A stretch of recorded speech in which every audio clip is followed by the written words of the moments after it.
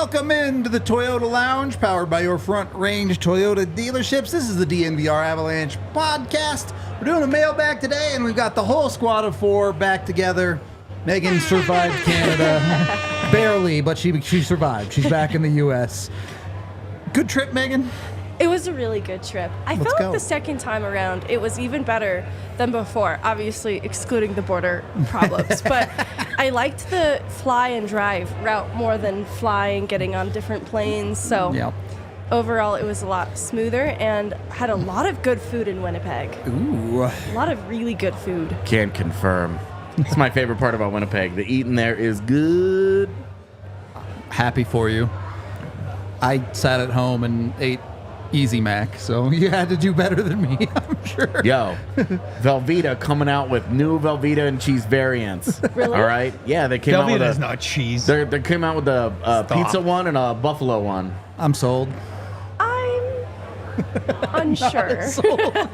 I'm like, I'll make them each once. We'll see. Yeah, And no, I- you have to figure out what that's about. I'll probably be like, never again, but you know. Anyway, none of that is like eating some of that food up in Winnipeg. It was some good stuff. All right. Well, we took questions from our viewers and listeners. We gave priority to our friends in the DNVR Diehard Discord. So Always next time, dangerous. if you want priority for your questions, make sure you're a diehard. Get in there. Send our questions that way. We also took some questions from Twitter.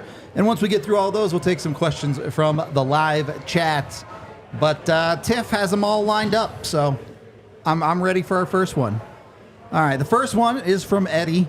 If you had to pick a video game to represent each ish Av, what would they be? First of all, we're not doing all the Avs because that would take forever. Secondly, this was a really hard question. I don't have great answers for any of these. The only one that I could come up with was like, when you get angry Nathan McKinnon, it's a little bit like Doom, I feel like. Oh my God. The metal starts playing and you're actually descending into the pits of hell and killing everybody? Yeah, exactly. Hell yeah. I'm with this. That was the one that I could come up with beforehand, but I'm assuming AJ can help a little bit. I'm not sure how much the couch will be able to help on this. NHL 24. That's really good. I think they probably all qualify for that. That's it. I like that he just shouts a video game. That's it. That's the one I know. No, I think I like the idea of Val Nichushkin as Shadow of the Colossus. Ooh, okay. If you haven't played it, I'm about to spoil it for you, and I'm sorry, It's but a 20-year-old game. Exactly. It's been out for a long time. You had your chance. You're rolling along the entire time thinking you're the good guy, and then you get to the very end. It's super cool. It's a great journey. You think you're on a hero's journey, and then you get to the end, and you find out you're the bad guy. You'd be killing And everybody. I think that's Val Nichushkin's journey as an Av. The rest of the league saw him sign in Colorado thinking, ain't no big deal. Yeah, cool. Have him. And then he turns out to be, oh, God, that guy. Yep. And so I like it. I think it's a real, oh, no, he was the bad guy all along vibe. I don't feel like I know enough to contribute to this conversation. However, I want to make a case for Casey Middlestat and Yoshi, because the premise of Yoshi is he can absorb skills around him, right? Am I mistaking that more quality? Kirby. Yeah, that's Kirby. that's Okay, Kirby. this is so embarrassing. Kirby. Casey Middlestat absorbing the qualities of his line mates around him and becoming even better, but also inherently having a skill set that makes him really cool. I'm down. I feel really bad that I mistook Yoshi for Kirby, though. That kind They're of killed both it. super cute. They both do eat people, so you were on the right Eat track. people. There we go. One of them absorbs their powers. The other one shoots them out inside of an egg. Okay, I still feel like we could do something with that in a different player. I can't find it. Kale is Link. I'm with it. Kale is like, Great. Woody's Frogger. There you go. It's chaotic every time. who's Donkey Kong? I feel like somebody's Donkey Kong. Cogs. Curtis McDermott. I'd say Josh Manson. I feel like there could be an argument to me. Curtis for McDermott Manson. is Captain Falcon. I don't like this. That's just because of Falcon Punch, isn't it? That's the only reason. He's not nearly fast enough to be in F-Zero. That's very true. He would finish last in F-Zero. But he's not. He's the guy, not the car. All right. Yeah, but the guy's still trying to drive the car, and he's not fast enough to drive that car. Mario Brother, is that Donkey Kong? No. Yeah, I mean, yeah. No. Cogs is like Back in your era. Mario Brothers. All right, So Cogs is Sergio. Got would it. the Mario brothers be Taves and Makar? Oh, there you go. Because you have one like silly, goofy one, and then like the serious one that's the actual hero of everything. I could really see Taves as Luigi in the Haunted Mansion. Makar can be Mario, but he has to be wearing the fire flower. 'Cause Okay. he spits fire. I'm for good. I'm sold, man. Sometimes he takes flight, so he can wear the Tanuki suit. It's all good. I'm down. All right, we solved it. We figured out who the Avs are. Nate could be Sonic. I'm down with that too. Oh, I like that. No, I think that's more Miles Wood. Because, Sonic's a little chaotic. Miles Yeah. Wood runs into stuff Crash dropping, into dropping rings sometimes. His No stuff real at top plan speed. for the speed at the end of it all. The next time he flies into the boards and does not accomplish a goal, rings need to pop out Someone of him. has the green screen gif of rings popping out. Put that on a Miles Wood clip. I know you guys have it out there somewhere. All right. Thank you for the question, Eddie. Another Oh my one. God. That is a long This is question. a paragraph. I think this one was from our Discord as well. Assuming Drouin is gone after this season, would you consider bringing in Martin Ferk and keep the Halifax homies rolling? He's under contract for one more year with the Lakers, which can't be right. Okay. But I know that's what he sent me, but I couldn't figure it out. Anyway, but that slap shot does some damage. Short answer, no. Yeah, he's never been. The rest of his game has never developed into I've anything. seen too much of him with the Ontario Reign to feel comfortable. Which guy with is that. it? Martin Ferk. Martin Ferk. Who? Ferk. Martin Ferk. Oh, my. The third guy on Drouin and McKinnon's junior Oh, line. the guy with the big shot. Yeah. No, American League player. Exactly. That's it. Correct. Yeah. Great shot, American League player. Yeah. That's it. That one was easy. On to the Yeah. next. Last one from our Discord.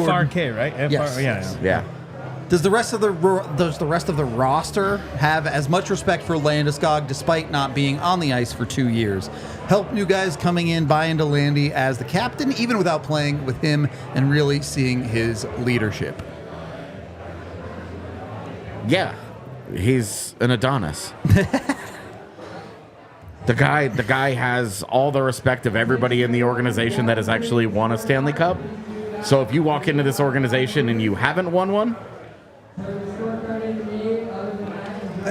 yes, you have respect for him when he's around. I would say also keep in mind these guys may be new to the Avalanche, but it's not like Landeskog is an unknown guy, right? Yeah. One of the youngest captains ever, was the youngest captain ever when he was named it, has won gold with Sweden as their captain at the Worlds. Obviously won a cup with the Avs a couple years ago. Guys around the league know who Gabe Landeskog is. Can I see what the original question was? I was looking up Martin Ferk. He's with a team right now called the Lakers. He Really? left. Yeah, he left. He went overseas. Sorry, I got really distracted by that, and then I didn't see the question. Diehards know more than we do, clearly. Yeah, people definitely know more about Martin Ferk than I do at this point. Can you bring Yes. that question back up to... So... I've wondered, not so much like do they respect him, but what is Landeskog's role with the new guys? And Ross Colton has talked about how Landeskog has been around the room and has just brought guys into the fold. So I don't have an extremely in-depth answer for this, but hearing from one of the new guys in Ross Colton that Landeskog has been present to them as their captain, I think is intriguing and something I want to know more about. And like you guys are saying, I don't doubt that he's made an impression. He's the kind of guy who would go out of his way to do as much, to make a connection with the new players, bring them into the fold, and make a point of being a resource to them. And so I don't doubt that for a second, and I think that commands mutual respect for sure. Yeah. I mean, it doesn't matter that he's not playing. Like, before playoffs, like, so do Winnipeg, like, you get into Winnipeg, and usually the team will organize something, as for the whole team and the staff, or the coaches will say, hey, with the leadership group led by Gabe Landeskog, hey, you guys figure it out. You guys are on your own. We're not there with you guys tonight, but, you guys take the guys out. And, so 100% he was part of that last week.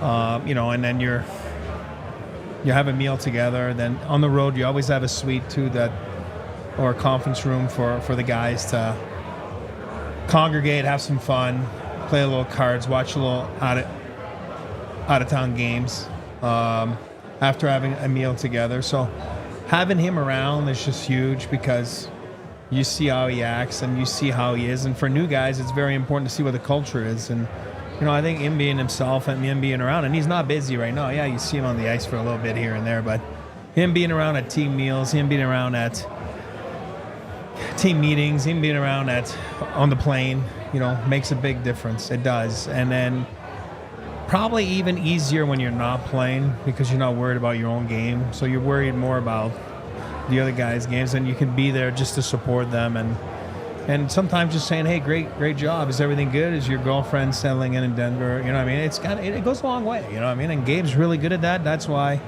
he was named one of the youngest, at the time. I think somebody beat him now, but there's also a reason that we're 2 years into this and they haven't given it to another guy in the meantime. That's right. That's their guy. Absolutely. And there's a reason that's their guy. He's the future GM of the Avs. No offense to Max. Oh, they're buddies. They'll be all right. I do want to jump off this question a little bit, and I will preface by saying we are not doctors. I don't know about you, but I do a lot of Googling, man. Dr. Google? Yeah, I'm pretty good at it now. So how many types of cancer do you have? I've had about 7 to this point in my life. I work hard, man. I work hard. Word. Do we see Gabe Landeskog in these playoffs? I have no comment. I'm not a doctor.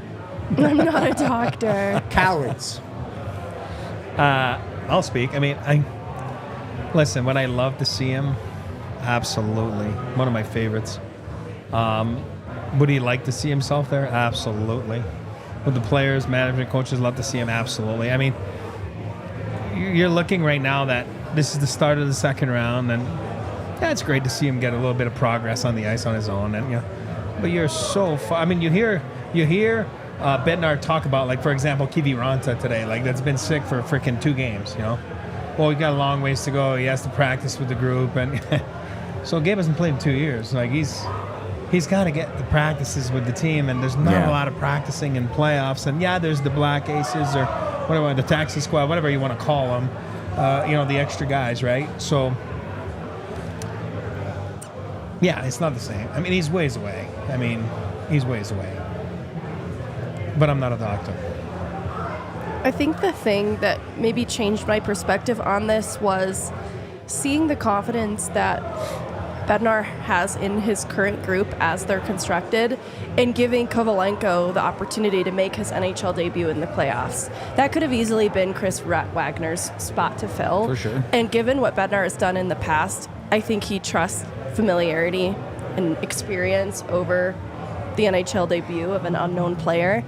And to me, it just spoke to the confidence that Bednar has in this group to support anybody who's in the lineup. And so when I look at Landeskog and I look at what they might be capable of down the stretch, and this could situationally change, of course, I don't think there's a desperation to get Landeskog in games in these playoffs that maybe it felt like before they're going to need that to be some kind of secret weapon that they unleash down the line that's going to just push them over the edge.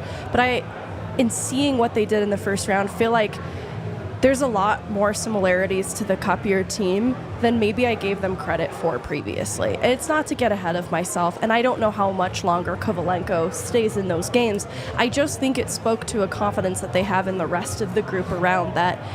If it's in the best interest of Landeskog getting in those games, I could see them giving him a chance and sheltering him. But on the flip side, I don't think they're going to act from a place of desperation at all in these playoffs. And if that means then setting Landeskog up for success to get in game 1 of next year rather than trying to push him to be ready sooner than he is available to be ready, I think they're going to lean towards whatever is the best option for Landeskog. I don't know what that means down the stretch because it's going to be largely driven by how Landeskog is feeling, and it's probably hard to keep him out of the lineup, but I think he's going to ultimately make the most unselfish decision possible. And that's going to factor in what's best for the good of the group. And I think that's going to shape then the possibility of seeing him in a game or not. I know that's still kind of vague and confusing, but I think it's different now than it was at the start of the playoffs. I think the sense of urgency point is important because you look at Vegas, magically their guys are all good for game one, right? But you also look at the way that some of those guys are playing and you're like, this is rough. Yep. And these are guys who have played hockey this year. Gabe Landeskog hadn't played in 2 years. They did not build this roster with the idea of him joining it. If at some point he feels okay, bonus. Great. That's awesome. You get to take advantage of the LTIR thing in a way that you weren't expecting to. Amazing. I love the idea of him being a secret weapon. That's fun. But it's not planned. And genuine, in my heart of hearts, you look at where he is right now. I just don't see it. I'll just add one more thing to that because it just popped in my head. And I'm not saying that's going to be the outcome. I'm saying this is what it reminds me of a little bit. And I believe this is how it's going to end or pursue, you know. Go back to when Forsberg made his comeback here. I'm just saying. It'd been, AJ, you would know more than me, even though, I mean, I was on the management team. I'm trying to remember. I don't remember, but he hadn't played in a while. Yeah. Like you were talking. And he wanted to make a comeback, and then he got himself ready to make a comeback. It lasted, 5 games maybe? Okay, we were in Columbus, right? The last one? Yeah. It was Nashville. Nashville, sorry. You're going to have to be more specific about which comeback. Well, the last one. The last I one. got. Never played again, right after? Correct. So what I'm saying is... Yeah, it lasted 2 games. Yeah. His last game was in Nashville, and then he was supposed to come play his first home game on Valentine's Day. Yes. It was the Valentine's Day Massacre, where I believe it was Calgary that bodied the Avs like 8-1 because there was a giant emotional letdown in the building that day. Thank you for that. That's nice. I appreciate that. Just a horrible experience. Yes. But, I cried. So I'm going back. I'm not saying that's the outcome of Gabe. What I'm trying to say is, bear with me, is I thought he looked more than fine. Having played with him, knowing him, knowing where he's at. And then he came out that game and he's like, I completely suck. I can't play. Give and take, right? Hence why he walked away, because it's like, it's not fair. Like, Yeah. I'm not. And I'm not saying that's Gabe's outcome. What I'm trying to compare here is it will come down to that. I can play or I can't play. Yeah. It's not you. It's not Megan. It's not Tiff. It's not me. It's not Bednar. It's going to be like, I can't do this. I can't mentally, physically be ready to play a game. I don't feel comfortable. If he does, awesome. I'm hoping that's what happens. That's why I'm saying it's not the same outcome as Forsberg. I'm saying, but it will ultimately come down to him feeling it and say, hey, I can help this group or I can't. And I think that's what it's going to come down to. But thanks for the 8-1. That's great. That's awesome. Appreciate that. All right. I think we have another question from the Discord here from Luke from Winnipeg. With a whole bunch of teams there out of the playoffs, are there any trades those teams could make in the offseason with Colorado that would help both teams? I'm assuming Landy is back for the start of the season. I think the short answer for any playoff team is no. Yeah. Because the Avs are obviously in their cup window, so they're not wanting to give away good roster talent unless it's something like a Casey Middlestaff or Bowen Byram deal, but that's not a very common trade that you see in the NHL anymore. No, and it's not a deal the Avs need anymore. And under this assumption of Landy is healthy, you have top six. Your top 6 is full. You also have no money. Right. Yeah. But your top 6 is full. You have Ross Colton, Miles Wood, Logan O'Connor. So your top 9 is full. And then Kovalenko's kicking around as well. Kovalenko's somewhere. So your forward core is almost set already. Jonathan Drouin's gone. Yep. He's not coming back. Your defense, you need to replace Sean Walker and Jack Johnson. Yep. Your bottom pair. You got to figure that out. I don't know where they're making a deal with any of those teams off the top of my head. Not unless those teams just want to give away good players. That is both cap compliant and makes sense for everybody involved. I don't know where that is. So I'm, at the moment, nothing off the top of my head with those teams in particular that I think makes a lot of sense. But I'm always interested in trying to poach another Isles defenseman if Lou wants to undervalue a guy again. Sure.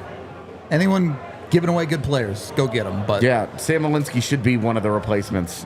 So if he's one of your 7, you're really looking at you need to replace a guy. You need a 6th and a 7th or a 5th and a 6th. Whatever. Exactly. And it's kind of a fringy enough player that it doesn't warrant a trade. Yeah. Certainly not a real asset. Only thing I could get really carried away with thinking is goaltending. Like, if these playoffs, if something goes really sideways and they find themselves in a place of desperation for a starter next year, I don't even like entertaining that conversation because I like what Georgiev did in round 1. I like the turnaround. It's unlike anything I've seen from him before. So I'm not going to put that into the universe too much. Well, and he just doesn't make enough money for it to be cost effective to think that moving Georgiev money-wise is going to make a lot of sense. Now, give me 2 more weeks and maybe I'll feel differently and I'll be like, he's a bum, whatever. No. But at the moment, it would be really hard to believe that you're going to substantially upgrade that position and be cost-effective at it. No, it's already the most cost-effective you could get. And look at the teams that are eliminated. You don't feel great about any of their goaltending right now, do you? Yeah, I mean, if you're LA, you, of course, would be like, we would love to have a guy like Georgiev because that guy's definitely better than Big Save Dave or Cam Talbot at the end of his line. But he costs significantly more than either of those guys, and they're pretty capped out. So... and for the Avs, it's like, why would they do that? What are they getting out of that deal? So at the moment, I don't think so. There isn't an obvious fit there. I would agree. Although, just saying, I would really love to see what Nick Ehlers in Colorado would look like. I've been banging this drum for so long. I think he was so misused in this last series. Like, he had the anecdote for Colorado speed in his own speed, and he was not deployed in a way until the final game. And I'm like, well, I wonder what we would have seen if he had been used this way from the jump. But, Megan, you mean a guy whose speed and skating ability is one of his greatest attributes, playing alongside Tyler Toffoli and Sean Monahan, isn't the greatest deployment of him? You know what made me so frustrated too is I think Ehlers took a lot of ownership of his two-way game in these playoffs, because I think maybe that's the criticism is sometimes he makes boneheaded mistakes, but yeah. I thought he cleaned up a lot of things at both ends of the ice and was less of a liability, and also he made more of an impact beyond just the speed, and I thought that deserved to be rewarded, and I was really frustrated for him. His best game is Game 5, where he gets properly utilized, and then they take him away, and he disappears again. And it's like, how does an NHL head coach not see this and accept that, I don't know, whatever. What do I know? That guy's just not got nominated for the Jack Adams. We've been hating on Rick Bowness a lot. I know. I actually kind of have a soft spot for Bowness, except for this one area around Nick Ehlers. Everybody says he's a great dude. He is. But as a coach...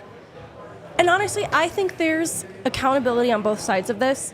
I think there is an issue with his players listening to him, and that's also something the players need to take ownership of. Well, even a veteran player like Niederreiter tuning him out is a problem. Yeah. And so I'm not going to pin that squarely on Bowness, but I'm also not going to absolve Bowness to the role he plays in getting his players to listen to him.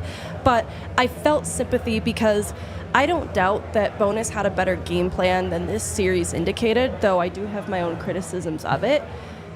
I just think that his players attitudinally tuned him out in a way that I would also be critical of. Yep. And I feel for him a little bit. It seemed bad when you're having your locker room clean out exit interview press conference and your star goaltender, who has not spoken to the media all series and getting lit up, is sitting next to your team's captain, and they're openly arguing about taking ownership of things. And I'm like, I thought Rick Bowness cleaned this culture up. What's happening here? These guys are arguing. It's still fractured. You give 8-year deals to guys, you better give them to the right guys. Yeah. And too many times in this league, it's to the wrong guys. I'm not going to compare teams, but we're talking about one of them. Good luck. And take the other team. Pretty significant. The other team is the team we cover every day. There's a reason why there's no coaching carousel. You better know when you're giving 8-year deals that it's to the right people and to the people that want to win. And we always say, people that are about winning or talk about being about winning. There's a big difference. And I think that press conference, you watch that, it's not about winning. Imagine Patrick Roy sitting there and saying that. Are you kidding me? I know I'm old school. Are you kidding me? It's embarrassing. You're going to go there and say, this is what you're going to say? I wasn't good enough. I wasn't good enough. End of story. I'll be better next year, and I'm going to find a way to be a leader and to be a difference maker. Carey Price said it a few years back, and Carey Price never won a Stanley Cup, by the way, but big difference between his press conference and that one. Are you trying to tell me that the guy who's going to win the Vezina this year coming out in his only presser after Game 1 and saying, I was playing the best hockey I've ever played in my life? That's great. And here's what I'll say. I tried to do it all on my own. Is a bad thing? Ooh. Here's what I'll say. And we're going to move on to the next question, but regular season, playoffs. 2 different animals, 2 different seasons. You can be an awesome regular season player, and you can't play worth a lick in the playoffs. That's just reality, and there's a lot of guys like that. And then there's Nick the opposite.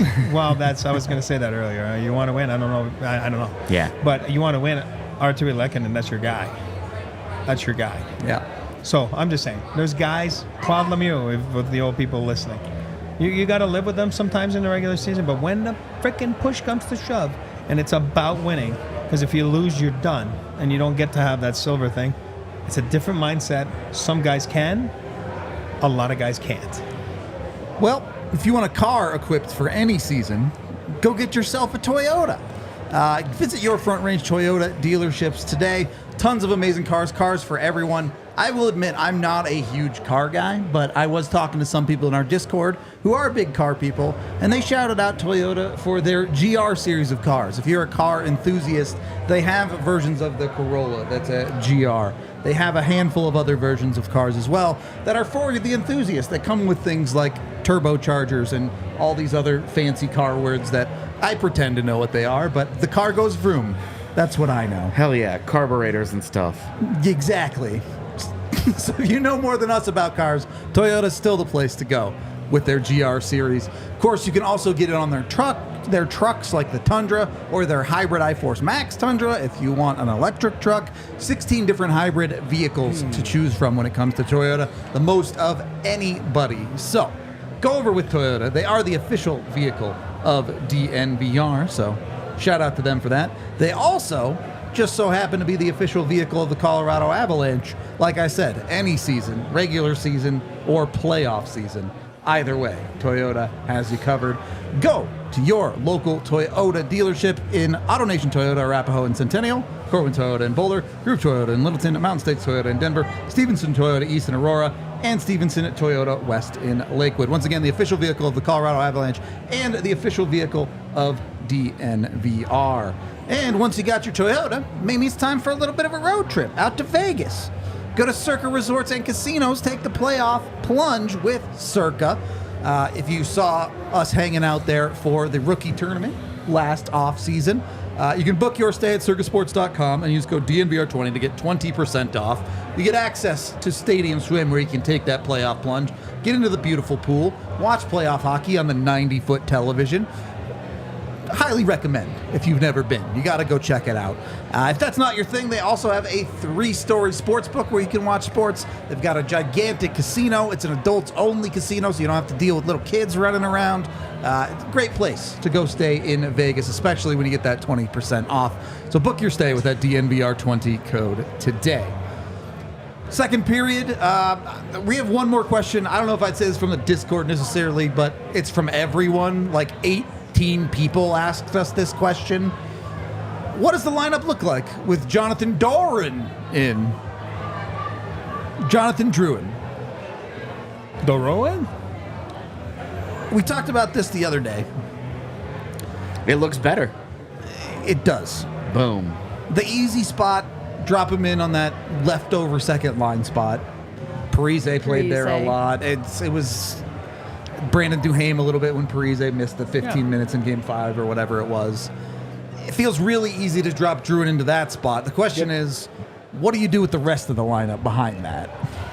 I know that Colton Wood and Parise in the regular season didn't really seem to work as much as it seemed like it should have on paper. But I feel like you revisit that and see if Parise playoff edition fits in on that third line better, because Kiviranta fit in on that third line better than Kiviranta of the regular season did. So I'd probably start there and revisit that line. And depending on Kivi's health, he's on the fourth line. Yeah. Then we're talking about Trent and Duhaime, Kivi, maybe for a fourth line. I don't know what you do with Cogs. Like, I don't know if that's maybe where you have the conversation, if Kivi's the odd man out and Cogs is in or not. But I think Kivi has earned the look on the fourth line based on his playoff performance so far. I wonder if, based on that first round series, the odd guy out there ends up being Duhaime. Potentially Duhaime. Do you want to fight? No. Okay. You have Duhaime in then? No. If you would like to fight, then that's more than Brandon Duhaime did in the first series. Because that's what he was brought in to do. Yeah. That's what he's here to do, and his big contribution to the series seemed to be accidentally stepping on Brendan Dillon. Yeah. And that's not like, I'm not even like glorifying that. I'm just saying, because that sucked. Yeah. You don't want to see any of that, but he's here to mix it up. He's here to get involved in a physical way, to be a nuisance. And he was utterly forgettable in that series, outside of maybe 2 sequences. 2 sequences in 5 games? Compare that to Yakov Trenin. Yakov Trenin was an animal in that series. Yep. And was getting better as it went on. Better. I need that from Brandon Duhaime. And luckily for these guys, for Kiviranta, for Duhaime, for Cogliano, they might have 5-6 more games. Hopefully, figure it out. Yeah, to before Jonathan Drouin is seriously a consideration to return to the lineup, to kind of make their mark and say, if Kiviranta continues to play the way that he did in those first 3 games, he's not you're coming just not out. taking him out. You're just not. You're finding a home for him in that lineup. 100%. But if that play drops, it opens the door for, okay, well, now you're going to move Zach Parise around. You're going to, Kiviranta may not stay in the lineup. It's a long spring. Good problem to have, bodies. Then no one's hurt at that time, right? Knock on wood. But things change so quick, right? So it's a good thing. It's a good problem. If we were saying like last year, was it Malgin? Is it like, holy crap, a holo? Like, it's a different ball game. If you're scratching Brendan Duhaime, which I believe I agree, there's a lot more in the tank for him. It's just been an adjustment lately. I don't know why, but it is what it is. It's okay. He might have been sick too. We don't know. I mean, there's a lot we don't know, right? I mean, that's, let's just leave it at that. But somewhere, somehow, if he ends up losing his job for a night, then it's up to you to get it back. And I love the internal competition. It makes you play better. It does. Okay. All fair answers. The Jonathan Drouin conversation, again, to me, just not that complicated. I know everyone asked about it, but... Yeah. He's back when he's back. The problem with asking this question now is exactly that. In 5 games, that's it. Maybe Val Nichushkin has no points in this next series, and you're like, okay, put Drouin on the top line then. Like, we just don't have the information yet to fully know that picture. To be honest, that's even where I would probably start. Sure. I'll use the word there, and everybody uses the word adjustments. A lot of people, like myself, and a lot of coaches, they'll use the word pivot. Playoffs, you just pivot. You don't know, like you said, 4 games into it, Val Nichushkin has nothing, then maybe that's where he got. Maybe you've lost 2-4. So it's always about, and then one warm-up, I don't know, look at the freaking Maple Leafs. Who knows? He gets pulled because he's sick. Who knows if he's sick or not? Like, I mean, I don't know, whatever that is. But as a coach, you can't worry about who's there, who's not there. So I think you pivot with what you got that day. And that's it. Because it's a dog eat each day. Because one win can make a huge difference, right? It can close it out, can make you lose it, can make you take a 2-0 lead or whatever it is. So I think you live in the moment, and I think by pivoting, you live in the moment. I think Bednar has towed the line with pivoting very well, too, right? Parise starts on the top line just for the beginning of the series until Vanachushkin shakes a little bit of that final rust off and is finally ready to assume that role. Yep. And Bednar's not blowing up the lines between games, and I think that's a strength of his as a coach, is to not be too responsive to the moment either, but responsive enough to make the changes along the way as necessary based on what he's saying. And I have confidence in him to do that when Jonathan Drouin is healthy to return to the lineup. Same. You also talk about you have a couple of games. Nikolai Kovalenko's in this mix somewhere. I know. I felt bad. I saw his name come up in chat. I was like, I kind of discarded him. I have too. After Game 5, it feels like he's the easy one to sit down. But it's like if Kiviranta's not ready to rock, dude, then you've got to play somebody in there. Kovalenko's the obvious candidate. Okay. And if he gets another game and he has a really good game, then you changes the story for sure. 100%. Keep finding reasons here. And if you end up deciding between, oh, hey, we've got guys who are playing really well for us, and we've got lineup decisions based on that. Great. It's a good problem to have. Yeah, great. Yeah. Sounds great. Kovalenko will be fine. He just, again, like we saw with Drouin, we saw with Middlestad, different player. It's not what I'm saying. I'm saying your thought process. If you're thinking out there, you can't play in the National Hockey League. It's too hard. It's too fast of a league. You're going to see the shift you saw when he bumps into Colton, and because he's out there, he's trying to do the right thing, but he's thinking. And when we always say, use your head, don't be stupid. There's a big difference. That's not what I'm saying. I'm saying thinking of where to go next. It has to be fluid. It has to be natural. You have to go to your position. You don't have to, should I go left? No, you just go left because that's where you're going. The minute you're thinking, you're going to see that goal. So it will take a little bit of time for him to adjust. You got to remember, he's coming from Russia. Yes, he's got, Larionov that's been Americanized, and his dad that was Americanized and played in the NHL for a long time. But he's been in those systems in Europe. It's a lot different. And there's a language thing too. And I'm not saying he's not good in English. Know what I'm saying? It's just different terms, different everything. And you're learning people that you're going on the ice with in what? High pressure situations. It's called the NHL Playoffs. So he's going to be fine. It will take a little bit more reps for him to not think and just go beat and play. Trust your instincts. You got to remember, I say it all the time, it's not football. And football is so scripted, right? It's you go left, take a right, ball's going to get there. You get it, awesome. You don't get it, ball drops, there's a whistle. Hockey, you can go 5, 6, 7 minutes, there's no whistle. It's all reaction. It's all like, and yes, there's a lot systems. of instinct. It's instincts, and it's so different, and it takes a little bit of time. And for coaches, you don't have time in playoffs. Yeah. And that's why it's tricky to play guys that have never really played, So he'll be all right. He'll be fine. I think it's a good plug to have. All right. Let's get to our next question. As we start moving into the Twitter questions here. Ice is Nice 303. How was the atmosphere in Winnipeg versus Ball Arena? Which one was louder? It was Winnipeg. Was louder. Believable. I think the way I would describe the differences, because Ball Arena was filled to the brim at capacity, and I love that Ball Arena / Avs fans are such a conscious fan base. They have the recognition when the Jumbotron pans to Kovalenko on the ice that this is a player who's made his NHL debut. They know that, and they're going crazy for him. It doesn't need to be explained to them, and so I love how conscious the fan base is and attuned to their team.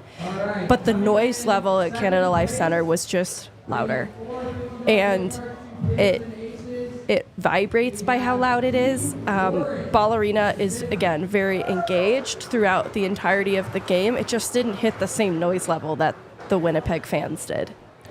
And I think that I received some pushback when I posted a video of the Winnipeg Arena, because I don't think it really does justice for just how loud it got over there. But you have Bednar telling you that the environment there gives you goosebumps. And all of the players talking about what a difficult building it is to play in / fun because of that.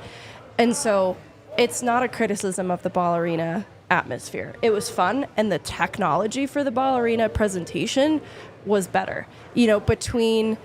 they really did it up in Ball Arena. They had these white curtains that projected images onto them that were added. They had the light-up bracelets. It was amazing in Ball Arena. Winnipeg, it was a little more bare bones, but whether you love it or not, the whiteout has a really interesting uniform look throughout the arena. that also, I think, adds to that feeling of being surrounded and overwhelmed by Winnipeg fans. And it definitely changed a little bit after Game 2, to be fair to Winnipeg. Like, it did get a little more subdued. Whereas it feels like Ball Arena felt like a regular season game because Ball Arena people show up every single game out of the year. So the playoff atmosphere was just as intense as it was through the regular season because they're just passionate all the time here in Colorado. I will Ball say... Arena is also cavernous. It is. And Canada Life Center is a lot smaller. It's smaller. It's a lot you're more on compact. top of the ice a whole lot There's more. not as many seats. And, yeah, the space in that building is way more limited all the way around. So it feels, because when that crowd gets loud, you can, like, feel it in your teeth. Yeah. Like your brain, like, vibrates with it. And it is a lot. And in Ball Arena, you don't usually feel that. It's just a bigger building. I would say this, too. First game of the series in Winnipeg tends to be one that's a little bit more higher energy. Only elimination game of the series in Winnipeg tends to be a little bit more higher energy. Ball Arena saw 2 middle of the series games. Well, and Game 5 wasn't as high energy. Sure. Winnipeg knew what was coming, maybe. A lot more nervous, huh? Yeah, a lot more nervous. Yeah. Here's what I'll say. This is the player talking here. I feel as a player, and first and foremost... Subtle flex. No, it's not a flex. It's like I haven't been in so many, right? Yeah. You know what I mean? And management. So many different situations. But Ball Arena, Steve Johnson did an unbelievable job. I love Steve's game offs. They're awesome. I am not saying that. I'm saying that as your home team, I don't know why, you always feel that it's, again, the grass is always greener on the outside. You feel that it's better somewhere else because you don't see it every day or every year. So you go to Winnipeg, you go to freaking LA, you go to Edmonton, you're like, oh my God, this is sick because it's so different, it's so fun. So you always feel that it's louder or better, somewhere else. That's just always, I know guys have said that, I'm saying that. But not unless, like, Megan was there, we weren't there, but I've seen Winnipeg in the playoffs. It's awesome. So it is awesome. And that's kind of my point. I think it's you always tend to say it's awesome somewhere else, but Ball Arena's been unbelievable. It's been electric for so many years. And so it's not fair to say that because, first of all, there's been some long playoff runs here the last couple years and not last year, but you know what I mean? So I think people are accustomed. Well, put it for 25 years, there's been a lot of playoff hockey in this city. And it's always been awesome and people feel it. But I just feel sometimes it's just, like, for example, San Jose. Forget about this year. It's all metal and it's like, the tank, whatever it is. Like, it gets so freaking loud in there. Like, you're like, holy shit. Like, what is this? You know what I mean? Like, and then you're like, you get a little bit blown away by how loud and how the atmosphere is. So I think it's just you get accustomed to yours and you feel comfortable in yours and you tend to forget, But nothing like the anthem in Chicago in a full building, I'll tell you that. Now you're talking about chills in the playoffs? Nothing like it. All right. Next question.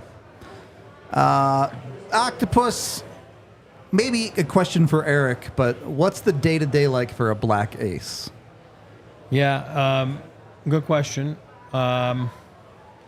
What's the real terminology now? I said earlier, like, taxi squad black. I didn't know what that was. There isn't really a terminology, All right. Just extra guys on the roster. Perfect, Yeah. awesome. Helpers. I didn't know, like, if there was, like, a wrong term. So every team's different. I was a black ace in Toronto, for example, on those long cup runs, and Yeah. Joe Sacco, myself, that's where you form a relationship in a bar, right? But there was not that many. There was maybe like 2-3 forwards, 2 Ds, and then a goalie. You know what I mean? And obviously the goalie being the E-bug, right? So you don't want to go in that. But we were practicing with Toronto every day, like the main team. So morning skate, regular practice. I know the Avs over the years have always had them separated. I think it's still separated, but they'll handpick. Like, I do believe today was, Malinsky maybe, or there was a couple guys that were practicing with them. But they have more guys on the taxi squad that are out there because they're sometimes, usually, practicing in the afternoon at a different time, and you're not around the team, and you're just a lot of them don't even travel to the road games, or unless it's the finals or whatever. So every team's a little different, but. Hey, listen, I think realistically, you have to know where you stand in the pecking order. You know what I mean? So if there's already like 3-4 forwards that are scratched ahead of you because you're not even practicing with them, then I think you have to be realistic and say, unless there's injuries, I'm not getting in there. So then you'll deal with it a little differently each. They practice, they stay sharp, they work out, but other than that, they're on their own and they're at the hotel, and they're kind of away from everything. So every team is different, but I always thought I had a chance to get in. But then some guys are like, oh, whatever, I can go out tonight. Or I'm not saying, you're getting obliviated and, like 30 drinks. I'm saying, but, you might just think, like, realistically, I'm not getting near that locker room. You know what I mean? Like, I'm not in. So unless disaster strikes, and which you see, so you have to get yourself ready to go. But every team, like I said, is different. Usually Schneekloth would be in charge of the Black Aces. I'm assuming that's how it is right now. And Toby Peterson would get out there too with them. And I mean, I saw the list too. I thought it was a little strange. Was there 4 goalies or? Like, yeah. I mean, really? It's every goalie. I mean, I'm saying. Okay, and I've seen it. With the Eagles season done. Yeah, there's why not? nowhere right? else to be. No. Why not? Why at not? That point? Why not? But I'll tell you, and it's human nature. You're in the NHL, but you're not. So if it's where you're not with the team and you're just skating in the afternoon, and it's like sometimes you've had a long year and you're just kind of, and I'm not being negative when I say that. It's just like, oh boy, like, am I really gonna go through this for 2 months now? Like, you know what I mean? Like, and it does get through your head because you're like, oh wow, this stinks. You know what I mean? I'm not getting in, but I'm just playing 3-on-3. Wow, this is so fun with 4 goalies. You know what I mean? Like, great, awesome. You know what I mean? So it's like, it's a little different, but you get to taste a little bit what the NHL is all about, and it can be good for you. Vegas, first playoff run, they get Zach Whitecloud, the free agent, and now he's there. He jumps in and didn't play a game, wasn't allowed to play a game. Good Manitoba boy. But just came in and spent 2 months in there learning how to be a pro. He starts next year, and he's in the minors for 1.5 years. But that experience, he would be the first one to tell you, it was awesome. But he was the only one really skating, with their team, as an extra. So he was part of the scratches. So it all depends. Like I said, with 4 goalies, like Trenton Miner, do you really, and no offense to Trenton Miner, you really think you're getting in right now? No. Disaster would have to strike, right? You know what I mean? So it's like, I think that. It's It would have to be nature. like a disaster would have to strike. If you're 5 goalies deep at Yeah, that if you're point. starting Trent Miner in a playoff game, and that's no offense to him, obviously. No, that's but why I mean, come on, that's the pecking order. I think you have to know where you're at. So You would definitely be going Georgiev, Annunen, Prosvetov, and then you can talk about home versus Miner. And I can answer the question more too. Like, you can also hurt your stock in the NHL in the Black Aces, because if you show up and you don't take anything seriously, you're out every night. I'm telling you right now, I've seen it. I won't name names, but guys have hurt themselves in their career. Do it. Name names. Can't. Name names. Drop it. I'm just telling you, it does happen all the time. So your attitude is seen everywhere. Yeah. And I always tell kids, there's always someone watching. I don't care if you're on the golf course, July 27th, there's someone watching. I don't care if you're on the taxi squad or whatever it's called, Black Aces, and you're at the hotel, there's someone watching. So you can hurt your stock, or you can elevate your stock too, because, oh my God, he's a pro, he's this, he's that, and you can gain some. Compare it to development camp. I think it's useless at times, absolutely, but it's good for you to learn and to, become a pro and all that kind of stuff, so you can use that for that. Well, I'll tell you something that no one is watching. That Vancouver-Nashville series. Nobody wants to watch that. But if you want to make that series more interesting, get with Underdog Fantasy, the easiest place to play your fantasy hockey. Actually make that boring playoff series worth checking out a little bit. Go play their pick'em game. Super easy to play. You can go in there. I guarantee you they'll have a higher or lower So on Elias Pettersson I'm TOI. going Underdog tonight. I'm going to find something on Underdog tonight with that series, because you said that's my word now to help me out and back on my slump there. Okay, well, whatever Eric does, if he goes higher on something, go lower, because he'll miss. Megan wasn't there, but so AJ and I lost ice time on McKinnon that game when there was 7 minutes left in the game, and he didn't get another shift after Mikko got a penalty in the corner. So we lost it by 12 seconds. Oh my gosh. And then McAvoy the next night, I lost it by 9 seconds. So as I was Unreal. saying, go check out Eric's Underdog Fantasy. That's why I'm going back at Underdog. Wherever he picks higher, pick lower. Wherever he picks lower, pick higher. And your Underdog Fantasy pick 'em will hit. If you think you know hockey, Go get it with Underdog Fantasy. They have more than just pick'ems too. They have drafts, tons of other ways to play. So go check them out. Use the DNVR code when you sign up with Underdog Fantasy, and they'll match your first deposit up to $100. Again, the easiest place to play fantasy, hockey, and other sports too. If you want to put a little pick'em of hockey and basketball together, go for Nathan McKinnon higher than half a goal, Nikola Jokic higher than 20 points or something. I don't know what the line would be on Jokic, but you can put them together. Scan that QR code that was up on screen just a minute ago.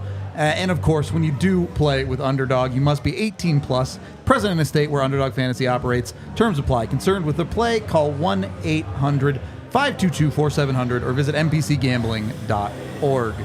And then once you've enjoyed your Underdog Fantasy, crack open a nice, cool, fresh Coors Light. Chill out a little bit. Enjoy the game. Remember that sports are supposed to be fun. They're supposed to be enjoyable. I know sometimes in the playoffs it doesn't feel that way, but that's what we're all here for. Coors Light, the beer I reach for when I want to chill. You don't even have to get up and go to the store. Go to CoorsLight.com/DNVR. Instacart will deliver it right to your front door. And then you can sit on your couch and chill. Go get yourself a Coors Light today. Again, CoorsLight.com/DNVR to get it delivered right to your front door. Please party responsibly. Coors Brewing Company, Golden, Colorado. Third period of the DNVR Avalanche podcast. I think we have 4 questions left from Twitter. Great. NB Tive, I'm just wondering your guys' opinion of Callum Ritchie because he's looking like the steal of the draft with how he's playing after that injury. I'm extremely high on him. Look, no argument. He's done everything you could ask in his D+1 in the time he's had. He's been great. Been absolutely amazing. Given me more confidence in him than I had in his draft year. I will say you don't fully know until they hit pro hockey. We'll see. Remember Sampo Ranta was a great college player? Yep. A total washout in pro hockey? Yep. These things, it's just really, really common. And, like, that's not to say that he isn't a really good prospect. That's not in any way to take away from the progress that he's made. He's been healthy this year, and he's been great. That's everything that you want. But has it drastically changed my opinion? No. Yep. It's reinforced. Like, he's doing everything that you need to see him do at the major junior level. It'd be concerning if he wasn't having the season that he had last. Right. And honestly, coming off injury, too, I want to add that it is impressive for him to finish out the year as productive as he did. I think that the pace that he's producing at aligns with, like, it projects some success at the pro level, but only to some extent. I think the compete is what stands out about Callum Ritchie that I get excited about. The motor. Yep. Those are they're Colorado Avalanche qualities that are going to serve him well in the organization when he gets to the American League and starts getting to work there, because that's where the real test comes, with pace and with competing against men. The physicality is ramped up. I think that even Kovalenko, who's been playing among men, is experiencing that. And so that's why, to your point, you can only really know until they get to the pro level. It hasn't changed a lot about what I feel about him, but it is all very positive. It's trending in the right direction, and I am more impressed how he responded coming off the shoulder surgery. He really excelled, and now, with the clean bill of health, I just hope for him to continue on that track. I love it. I love what Megan's saying. It's absolutely true. And what I'll add to that is, you look, not Megan, but you, like the question, like, the fan. Oh, Galbraith's doing awesome. He's the steal of the draft. Like, there's a lot of players that get drafted. There's a lot of players that are doing well. So I always say, like, before you flex your muscles and everything, you got to give yourself 5 years because you don't know how that's going to end up. I mean, look at everybody judged like I can't say his name, Slavkovsky or whatever, the first overall 2 years ago, right? Slavkovsky. There it is. Yep. There you go. Here it is, Slavkovsky. And then, Wright and, Shane Wright. And I mean, like, and then all of a sudden you look at Slavkovsky the last freaking 30 games, 40 games, which, again, my theory on this. It doesn't mean shit. Because it's not real. The real hockey is the first 25 game. But he was awesome. You see what I'm saying? And it's like, now people are going back, he's fine now. And then next year, you'll have a tough 10 games. Oh, God, that was a bad pick. Like, give yourself 5 years until they really get themselves implemented and, Shane Wright, he went to a place where there was no room for him. Then had to go to American League, and that doesn't mean that it's a bad pick. You know what I mean? It's just give it 5 years, and then you really know where did they solidify themselves on a roster, on a playoff team, on a non-playoff team, and then like Megan said, he's doing awesome. That's all you can ask for. He wasn't playing, and he was injured, and let the kid be a kid. He's a kid, and always remember. Use the Avalanche because that's what we talk about every day. It's different expectations for a kid than if you're the San Jose Sharks with Will Smith or whatever, right? You know what I mean? Where it's like, oh, please come and help us now. The Avs, it's like, hey, we'll take you when you're ready, and hopefully you are one of us. He's in junior again next year. Then he graduates to pro. Yeah. Then most likely an AHL season, and then he's probably in that call-up range after that.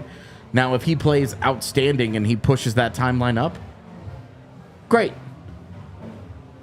But you're not planning on that. Exactly. And it's unfair to hold him to that. You should seriously be planning. This is 2 to 4 years down the road. Yep. All right, next question. That's why I say 5. Do got to pick up the pace a little bit here. Yikes. CM Cole says, what do the advanced stats tell us about the Norris race, McCarr, Hughes, Yossi, and Hart race, McKinnon, Cooch, McDavid, Matthews? I wanted to expand and just kind of talk about both these races in general, not just the advanced statistics. If you look at the advanced stats, Quinn Hughes should win the Norris. Shouldn't be close. Yep. It's great that McCarr kept up production-wise. Quinn Hughes has been markedly better than McCarr defensively this year. How the hell did Roman Josi get in this? Yeah, I don't know. Because they were good for 30 games at the end. Recency bias dominates that stuff, man. It dominates. The Hart race, you can make a few arguments either way. I think the biggest one maybe in McKinnon's favor is his even strength point totals, which are ridiculous. We're talking about the most since Yager in the early 90s. Point totals with a goalie in net. Yeah. Kucherov has plenty of empty net points. Yeah. The plays that give you a win. You know what I mean? And I think the reality of the Hart Trophy race is the stats almost don't even matter. The media has just kind of decided that it's McKinnon's year. Yeah. So that's the way I see it. This was such a great Hart race that I truly don't believe there's a wrong answer among several guys. There never are. But give it to McKinnon. He hasn't won one. And when you look at the nature of the award, it's supposed to include who's most valuable to their team. True. And I look at McKinnon's utilization for average ice time among those players, and they're all high. But Nathan McKinnon and the effort that he puts into his conditioning to be a player that can be used in all situations, the numbers reflect that. This is a player that maxes out in ice time compared to all these players because he is a trusted player in all situations for Bednar. And you see it even in these playoffs, which I know aren't going to factor into that vote necessarily, but I think it's why everyone on this panel is so ready to endorse McKinnon, because we see how much he can make a difference even in Bednar's ability to just double shift him and keep him out there as much as is needed, because they had some things they needed to pivot around in game one, and I think that's what made them as competitive against Winnipeg in game one, was being able to ice McKinnon as much as possible. It was kind of stifling for Winnipeg to have to contend with defending McKinnon so often throughout the course of a game. Those were tough matchups for them to get, and I think that speaks to McKinnon's conditioning. It's something he takes a lot of pride in, and that would be where I give him a little bit of a nod as well. There's no wrong answers. There are none. I mean, you're talking about unbelievable hockey players, all of them. And this is not going to be a biased take. It's my take. The Hart for me, it's McKinnon. It's not even close. And that's why I'm saying it's not biased, because he's my fourth favorite player on the Avs. Right? You guys know that, right? I mean, Kale's ahead of him, Nico and Sam Girard. So, I mean, I'm just being honest. So this is not a biased take. But there's been no better player and valuable to their team this season than Nathan McKinnon. It's not even close for me, and that's what I do at night. I don't have a life. I watch hockey, and that's my life, and no one's close to him. And I agree with Rudo. I agree with Megan. It's his time. It's his turn. As far as the Norris, I'm a big Quinn Hughes fan. I am. For me, there's no better player than Cale Makar on this earth. So I don't see how he can't win it. But I understand if you're looking at the stats, I mean, the advanced, I mean, whatever it is. But if I have to go win a series or win one game and I have those two guys, for me, this year, last year, next year, this week, it's Cale Makar all the way. Yeah, of course. That's not the award, though. No, but the best defenseman. Yeah, if you're trying to... Best defenseman is game 1 through game 82. Yeah, Quinn Hughes kicked his ass. Best defenseman on any given night, you're taking that. Cale Makar. But Of course. Right. If you're trying to pick... Which guy am I trying to win a game with? Fair point. It's Cale. Fair point. It's a 2023. But I just have a hard time to not. Yeah, right. I have a hard time not to take them because of what we're saying, right. But I understand the definition of the award, and then but then we want to leak into the Jack Adams. Then sure, you know what I mean? Like, are you kidding me? Rick Talk is one of my great friends. I'm not gonna lie, and he is. Rick Bonus, nice man. And Bruno, one of my all-time favorite Av. But there's no way Jared Bednar is not a finalist. There's no way he doesn't win it. And that's not being biased. There's no way. There is no way. Just to get my notes right in my notebook here. Nathan MacKinnon, MVP, not French, because he's your 4th best player. Favorite That's right. player. Cale Makar, probably not Norris, honorary French. Yes. Cale Makar. Next question. Let's go. Jared Bednar. Melanson, which Avs prospect impressed the most in the AHL playoffs? The thing is, the Eagles only played 3 games this in the is a really playoffs. tough question. Like, maybe Sam Malinsky because he scored the equalizer to keep keep us him alive, overtime. yeah. And that's the best I got. And that's not to dunk on our prospects either. Yeah. It just 3 games. not enough. There were sample 3 size. games, and a lot of the production was from the Brad Hunts of the world. In those AHL veterans. games. Yeah, The guys that so- separate at that time of year. And I'll add something to that too, because it's like, don't kid yourself. K-Mac and those guys, Kevin McDonald and the crew looked at those 3 games, small sample, but there's a box next to each guy. Can he elevate his game? Can he elevate his game? Forget about the 0 goals, 0 assists, or any kind of stats. Yes, no, wow, he struggled. It's a very important part of your test, of your exam, to become a full-time NHLer. If you can't elevate yourself in the playoffs in the American League, you'll never freaking do it. It's not part of your DNA. I know it's small samples, but hey, we always say you always have a small window to make an impression. Yep. Sam Malinsky did. He should be on the team next year. Exactly Oh, right. 100% he Fight will be. me. I won't fight you. Next question. You will be. Avs Canes fan, which country's players will have the most goals for the Avs in the next series and why? Canada, the U.S., Finland, or Russia? Well, the why is easy, and I that'll think be this because is they such outscored a them. Fun question, by the way. It is. I It's a think very fun question. Best case scenario for the Avs would mean it's Finland. Because that means Mikko popped off and Arturi Lehkonen kept it up. And then Kivy gave you And a couple. Kivy. And, sure, why not? Inside. I mean, if it's Russia, then it means Val Val went off. Nichushkin has Yeah. 15 goals in this playoff. Nichushkin's gone crazy. And Kovalenko gets his first NHL goal. I'm in. All right, I'm going Canada all Sure. the way. Sure. So McKinnon That scored means 12. Makar can't McKinnon. I'm going Canada all the way here. I just am. No, between Makar and McKinnon. No, I mean, do- right there, I think that means they're doing well. That's what feels. Yeah, that's where my stock So is. probably not going to be U.S. unless Zach Parise finds Woody. the whole new... Woody finds a touch. Woody. Dude, Zach Parise, Miles Wood, Jack Johnson, all go ham. Yeah. If it's the United States, they've lost the series. Team Canada. Okay, so That's probably I true. think Casey Middlestat's also American. Oh, He sure, he is. is American. He He is. is. So I Yeah. think- Yeah, all right, that's fair. If we're talking They've still assists, lost the you could series. convince me. You have a little more volume there, where you're top heavy with Canada, right?